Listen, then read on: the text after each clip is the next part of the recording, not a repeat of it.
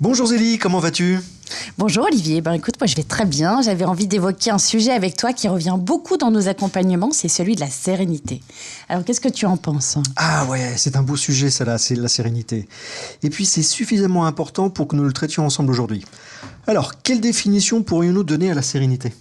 Alors moi j'aime bien particulièrement la définition de Christophe André, qui est un psychiatre qui a beaucoup travaillé sur la méditation, qui dit que la sérénité c'est un sentiment de calme, un état d'apaisement intérieur et d'harmonie extérieure. Alors, dans cette définition, il y a deux notions qui émergent. Celle autour du ressenti, l'apaisement, le calme, et celle autour d'une forme d'acceptation et de lâcher prise. Finalement, on pourrait s'interroger sur ce qui nous empêche de vivre plus sereinement. Eh bien, c'est peut-être l'idée qu'on se fait de la sérénité. Quand on rencontre quelqu'un d'ultra serein, on pourrait se dire qu'il a l'air un peu détaché de la réalité, qu'il est centré sur lui, qu'il est dans un état méditatif. Dans les consciences, être serein, ça pourrait être ne plus être actif. Oui, effectivement, il y a beaucoup de croyances et de fausses idées autour de la sérénité. En fait, il ne faut pas associer sérénité et inactivité, parce que la sérénité, c'est une forme de lâcher prise sur les événements qu'on ne peut pas contrôler. Ok, donc moi je vais prendre un exemple. Ce matin, je suis dans les bouchons et je vais sans doute arriver en retard et je n'y peux rien. Plutôt que de m'énerver derrière mon volant, je peux décider d'accepter cette situation que je ne contrôle pas.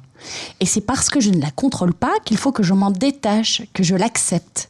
À ce moment-là, je peux décider de voir cette contrainte comme une opportunité pour faire autre chose. Exemple, passer un coup de fil à quelqu'un que j'affectionne énormément ou que je n'ai pas eu le temps d'appeler depuis longtemps. Oui, et c'est bien cela la sérénité. Il ne s'agit pas de se détacher de tout et de devenir indifférent aux choses, mais de faire le tri entre ce que je peux changer et les choses que je dois lâcher, mais qui m'ouvrent peut-être à de nouvelles opportunités.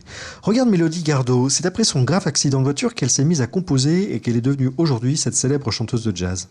Oui, la sérénité va souvent de pair avec le lâcher-prise, d'arrêter de vouloir tout contrôler.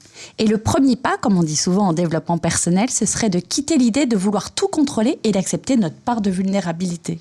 Et oui, Zélie, le chemin de la sérénité passe par l'acceptation de notre humanité. Nous sommes vulnérables et faillibles, mais ce n'est vraiment pas grave.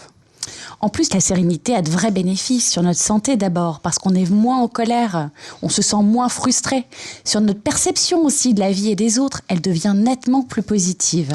Bon, en même temps, Zélie, c'est difficile d'être serein et zen tout le temps, non?